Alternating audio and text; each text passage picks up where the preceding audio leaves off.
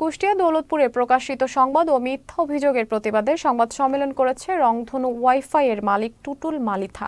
বুধবার সন্ধ্যায় তার নিজ কার্যালয়ে সংবাদ সম্মেলন অনুষ্ঠিত হয়। এ সময় টুটুল মালিথা ও তার ব্যবসায়ী পার্টনার সাবেক ইউপি সদস্য মোহাম্মদ আনারুল ইসলাম জানান, রোমান্স কেবলের আওতাধীন রংধনু ওয়াইফাই এলাকায় সুনামের সাথে ব্যবসা পরিচালনা করে আসছে। তাদের ব্যবসায় ক্ষতি সাধনের লক্ষ্যে মাইম পপ ইনচার্জ নামে আরও একটি প্রতিষ্ঠানের মালিক রেজু আহমেদ, মাসুদ রানা ও তার পিতা সাবেক মেম্বার রায়হান উদ্দিন এবং তাদের অনুসারীরা হুমকি ধমকি সহ সরকার নির্ধারিত নিয়মের তোয়াক্কা না করে এলাকায় মাইকিং করে কম মূল্যে ইন্টারনেট সেবা দিচ্ছে। এতে তাদের ব্যবসার ক্ষতি হচ্ছে। একটা মিথ্যা অভিযোগ দিচ্ছে যে আমি নাকি 10 লক্ষ টাকা মুক্তিপণ চাঁদা চাইছি।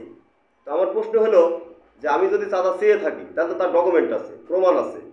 তো আপনাদের মাধ্যমে আমি জানতে চাই, আর যে ভাই ওই আমার সংবাদটা উনি প্রচার করছেন, মিডিয়াতে দিচ্ছেন, ওনার কাছেও আমার দাবি যে এই সংবাদটা যে উনি দিলেন তার কির ওপর ভিত্তি করে এই সংবাদটা উনি দিলেন, এটা আমার খুব জোর দাবি। এবং আমি টুটুল মালিথা কলিশাগন্ডিতে দীর্ঘদিন ধরে এই গ্রামেই চলাফেরা, আমি গ্রাম মানুষ, আমার ব্যাপারে আপনারা আরও যাচাই করতে পারেন।